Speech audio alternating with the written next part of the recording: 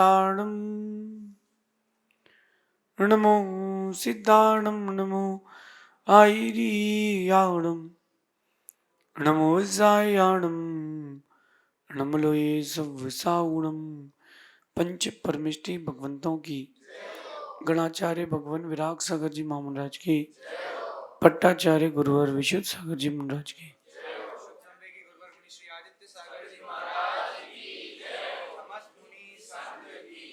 या हम सभी अपने जीवन में सुख और गुणों की अभिवृद्धि के लिए नीति के विषयों का श्रवण कर रहे हैं। नीतिकार हमें सिखाते हैं कि जो दिख रहा है वो अधूरा सच हो सकता है। हम कई बार उस अधूरे सच को भी पूरा सच मान बैठते हैं। बात की जाए अगर आज की, तो आज स्वतंत्रता दिवस है। शायद हमने आज तक स्वतंत्रता शब्द का मतलब नहीं समझा है। स्वतंत्रता का मतलब होता है आजादी। आजादी का मतलब होता है सत्य की पहचान। देश तो आजाद हो चुका है आपके हिसाब से, मेरे हिसाब से तो आज भी परतंत्र है। पहले हम सफेद लोगों से गुलाम थे, अब हम सांवले लोगों के गुलाम हैं। गुलाम तो आज भी हैं। और देश की आजादी से आपकी आत्मा की आजादी का कोई संबंध नहीं है। बाहर की चीजों को देख करके आपको जो कुछ भी दिखाया जा रहा है उसको सच मत मान बैठना। जो आपको दिखाया जा रहा है वो अधूरा सच है। चाहे वो मीडिया हो, सोशल मीडिया हो, या प्रिंटिंग प्रेसेस हो, या प्रिंट मीडिया हो। हम आजाद हो चुके हैं, हम आजाद हो चुके हैं। हम कहाँ आजाद हुए? 1920 में जो पैसा था, 1 रुपए में कितने डॉलर आते थे? $70 आते थे। 1 रुपए में $70 आते थे। आज 70, 80, 100 रुपए का $1 हो गया है। कितना बड़ा डिफरेंस हो गया। अपनी इकोनॉमी कितनी गिर चुकी है। भारत पहले जब मांस का निर्यात नहीं करता था ना, जब भारत पहले मांस का निर्यात नहीं करता था ना, सोने की चिड़िया था। सोने की चिड़िया था। और कहता हूं बात, जब भारत में चंद्रगुप्त मौर्य का राज था, तब भारत सोने की चिड़िया था। और चाणक्य ने किसी भी एक भी व्यक्ति पर, एक भी वस्तु पर कोई भी टैक्स नहीं लगाया था। भारत स्वतंत्र एक गणतंत्र राज्य था। पूरे भारत का एकीकरण किया था चंद्रगुप्त मौर्य ने। हमारी प्रजा सशक्त थी, देश सशक्त था। आज की स्थिति बड़ी विचित्र है। हम एक झूठी खुशी मना रहे हैं कि आज हमारा इंडिपेंडेंस डे है। आज हम 78, 79th इंडिपेंडेंस डे में प्रवेश कर चुके हैं। लेकिन गुलाम तो आज भी हो। बात करूं अगर अध्यात्म से, तो तुम अपनी वासनाओं के, इच्छाओं के गुलाम हो, तो देश की आजादी से तुम्हारी आजादी का क्या संबंध? जिस दिन आप इच्छाओं को गुलाम बना लोगे, उस दिन समझना कि तुम आजाद देश के एक आजाद नागरिक हो। मन को गुलाम बनाना सीखो, मन के गुलाम बनना मत सीखो। आज की नीति में कहना चाहता हूं कि मेरी दृष्टि से देखा जाए तो देश अभी भी गुलाम है। भारत देश अभी भी गुलाम है। यद्यपि धर्म की अपेक्षा से देखें तो हमारे धर्मों की रक्षा हो रही है, लेकिन मुझे लग नहीं रहा कि जैसी होनी चाहिए वैसी हो रही है। अब वो दिन आने वाला है जब हर जगह इतना कर लगेगा कि आप मंदिर जाने के पहले भी सोचोगे। आज की नीति कह रही है कि देश की आजादी तो बहुत पहले हो चुकी है, लेकिन देश आज भी गुलाम है, परतंत्र है। कैसे? नहीं महाराज जी, हमारे तो टेरिटरीज फिक्स हैं। कोई और हमारे यहाँ आ ही नहीं सकता। बहुत रिस्ट्रिक्शंस है, देश की रक्षा भी हो रही है। ध्यान रखना, वायलेंस, कोटा सिस्टम, भ्रष्टाचार, जातिवाद जैसे श्राप आज भी देश को गुलाम करके रखे हैं। Quota system, what is this quota system? जब देश आजाद हुआ तो एक निर्णय लिया गया कि जो पिछड़ा वर्ग है उनको आगे लाया जाए, उनको भी जीने का अधिकार है।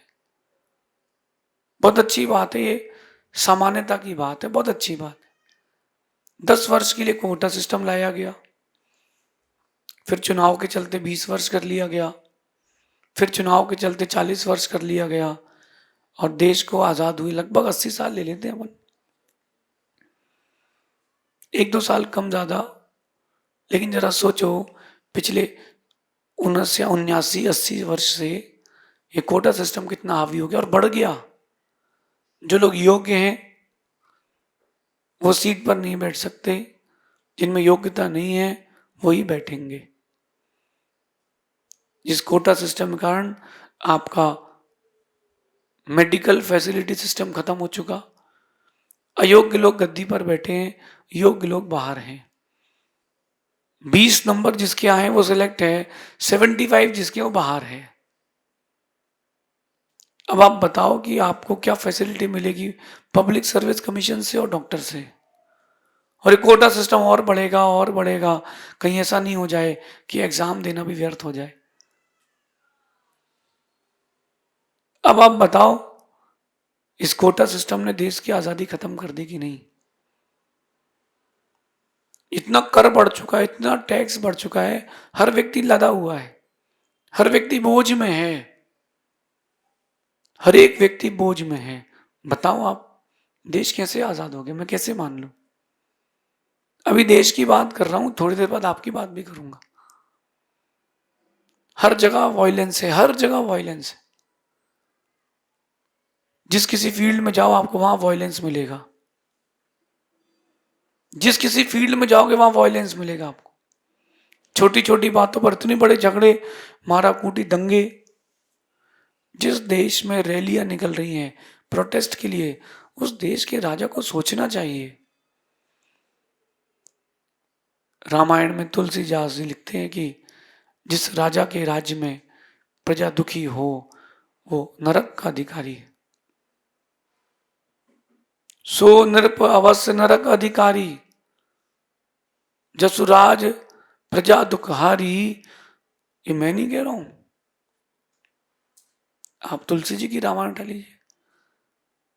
जय श्री राम बोलने से कुछ नहीं होगा, राम को मंदिर के साथ साथ मंदिर में भी लाना पड़ेगा। कोटा सिस्टम, वायलेंस, जगह जगह देखो आप। जब देश आजाद नहीं हुआ था इतनी हिंसा नहीं थी। अंग्रेजों का कहर था, मैं मानता हूं, लेकिन देश में इतनी अराजकता नहीं थी। लोगों के पास पैसा नहीं बचा तो चोरी तो करेंगे।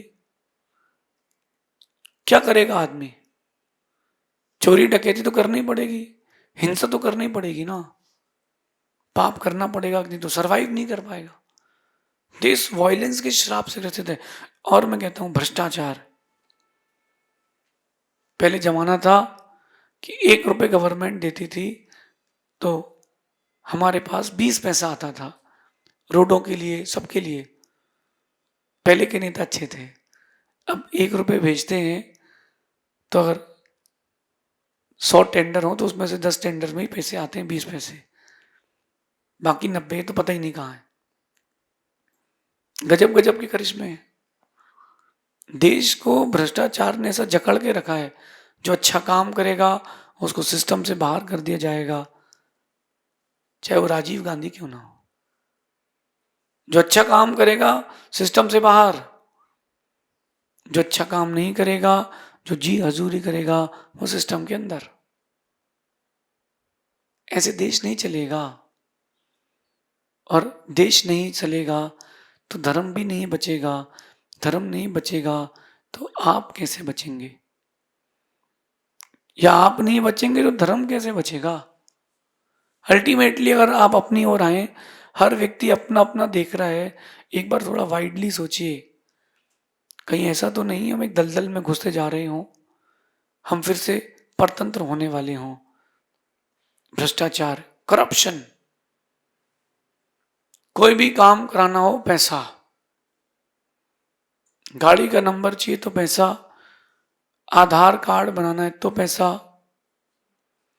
कहीं कोई भी काम हो तो पैसा, 50 रुपए के काम हो 5,000 रुपये लगेंगे, आपको देना पड़ता है क्योंकि जल्दी करना है। सोचिए, विचार कीजिए, देश कहाँ आजाद हो गया, भ्रष्टाचारियों से गुलाम बना के रखा है।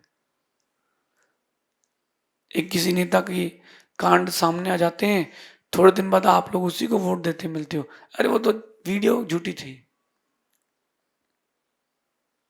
और आगे कह रहे हैं, जातिवाद धर्मवाद में आपको इतना बांट दिया गया है कि आप देश की परतंत्रता में हिस्सा दे रहे हैं। आप आज से 100 साल पहले पहुंच जाइए, इतने दंगे नहीं होते थे। अगर हमारा कोई मुस्लिम भाई भी रहता था तो वो बहुत अच्छे से रहता था, कोई हिंदू भाई भी था तो बहुत शांति से रहता था। अब वो डिवाइड एंड रूल पॉलिसी आ गई है। राजा अच्छा वो होता है जो सबको लेके चलता है। मैं आपको एक कहानी सुनाता हूँ। एक राज्य था, वहां का राजा बहुत अच्छा व्यक्ति था। उसके यहाँ मुस्लिम भी थे, हिंदू भी थे, जैन भी थे, सिख भी थे, ईसाई भी थे। कोई नहीं झगड़ते थे, सब अपने अपने त्योहार मनाते थे, कोई किसी को इंटरफेयर नहीं करता था। चलते चलते होते होते एक दिन ऐसा हुआ कि अब मुस्लिम समाज के ताजिया निकले, और जिस रास्ते से जा रहे थे वहां एक बरगद का पेड़ था जिसको लोग अपना भगवान मानते थे, लेकिन उसकी एक शाखा थोड़ी सी 2 फीट की उस ताजिया को निकलने में दिक्कत हो रही थी। तो बात आई कि इसको ठीक किया जाए। तो झगड़ा प्रारंभ हो गया कि तो हमारा भगवान है, वो कह रहे कि हमारा ताजिया निकलेगा, बोले पेड़ नहीं कटेगा। झगड़े की नौबत आ गई, राजा सामने आया। उसने ये नहीं देखा कि हिंदू ज्यादा है कि मुसलमान। राजा ने कहा, आप सब लोग लड़े ना, 20-20 फीट पीछे हो जाए। और 20-20, 25 फीट लोगों को पीछे किया और टीम रेडी करके लाया था। वो जो रोड यूं थी उसने रोड यूं कर दी, जो रोड फ्लैट थी उसने उस रोड में गड्ढा बना दिया निकलने के लिए। न पेड़ कटेगा न ताजिया झुकेगा। उसने रोड को थोड़ा डाउन कर दिया और ऐसा कर दिया कि आप नीचे होके निकल जाएं। देखो राजा की बुद्धि, झगड़ा समाप्त। हर समस्या का समाधान है अगर निकाला जाए तो, निकाला जाए तो, है ना। देश की आजादी में आपका क्या योगदान रहा? आप तो स्वयं भ्रष्टाचार में सहयोग कर रहे हो, आप स्वयं वायलेंस में सपोर्ट कर रहे हो। मुझे नहीं लग रहा कि आप देश को आजाद देखना चाहते हो। एक बात ध्यान रखना कि प्रजातंत्र प्रजातंत्र सही ढंग से चले और प्रजा की रक्षा के लिए चले तो ही देश को आजाद मानना। जो प्रजातंत्र है अगर सही ढंग से चलता है और प्रजा की रक्षा के लिए चलता है तो देश को आजाद मानना, वरना कोई मत मानना, वरना देश को आजाद मत मानना। बाहर के आतंकवादी कम, अंदर के आतंकवादी ज्यादा हमला कर रहे हैं। कभी गहराई से उतर के देखेंगे तो आप पाएंगे हम एक ऐसे पर्दे में बैठे हैं जिसमें हमें दिख नहीं रहा कि पीछे क्या है, दिख नहीं रहा कि पीछे क्या है। थोड़ा समझें, विकास की ओर आए, अपने विकास की ओर आए। देश अभी भी गुलाम है और आप उसकी गुलामी में सहयोग दे रहे हो। नीति ध्यान रखना आज की, करप्शन को कभी सपोर्ट मत करना, वायलेंस को कभी सपोर्ट मत करना, जातिवाद धर्मवाद को कभी सपोर्ट मत करना। कोटा सिस्टम आए तो प्रोटेस्ट करना। ये नीति देश का भी विकास करेगी, आपका भी विकास करेगी। और पहला विकास हमारा होगा, तब जाके देश का होगा ना। आप देश में रहने वाले हैं, नागरिक हैं, आप अपना ही व्यक्तित्व का विकास नहीं करेंगे, जरा बताइए देश का विकास कैसे होगा? ऐसा नहीं है कि मैं साधु हूं तो मैं देश प्रेमी नहीं हूं। मैं मानता हूं अगर देश की रक्षा नहीं होगी, हमारे धर्म की भी रक्षा नहीं होगी। जो हमारे सैनिक भाई आज बॉर्डर में खड़े हैं, ठंडी में 5 डिग्री 10 डिग्री में भी वहां रहते हैं, गर्मी में 55 डिग्री में भी रहते हैं, अगर वो आज ना हो तो तुम्हारे देश की रक्षा नहीं होगी, तो तुम्हारे धर्म की रक्षा कैसे होगी? उनका बहुत बड़ा उपकार है आपके ऊपर, अप्रत्यक्ष रूप से, जो वहां स्वयं तपते हैं और आपकी रक्षा करते हैं। ये मत सोचना कि वो पैसे के लिए कर रहे हैं, ये बात सोचना कि वो सेवा के लिए कर रहे हैं। उनकी भी तो फैमिली है। आप 4 दिन फैमिली से दूर रहो, बड़ा अनईजी लगता है। एक बार उनसे पूछो कि वो महीनों महीनों अपनी फैमिली के पास नहीं लौटते, और जरूरी नहीं है कि लौटेंगे कि भी नहीं लौटेंगे। अपना अपना योगदान दें, अपने अच्छे व्यक्तित्व का निर्माण करें, यही आपका योगदान है। एक अच्छी पर्सनालिटी को डेवलप करें। हम नॉन वायलेंस से, ये करप्शन से, जातिवाद से, इन सब से दूर रहें। हम बंटवारे में ना जाएं। कोई अगर बंटवारा करता है, दूर हो जाएं। हम एक हैं, लेकिन एक तब होंगे जब नेतृत्व अच्छा होगा। अच्छे नेतृत्व के साथ एकता आती है। जहां नेतृत्व बिगड़ जाता है, वहां ना पर्सनालिटी बनती है, ना देश बचता है। मैं तो देश को तभी आजाद मानूंगा जब प्रजातंत्र प्रजा की रक्षा के लिए हो। जब प्रजातंत्र प्रजा की रक्षा के लिए हो, तब मैं देश को आजाद मानूंगा। इसके पहले तो परतंत्र है।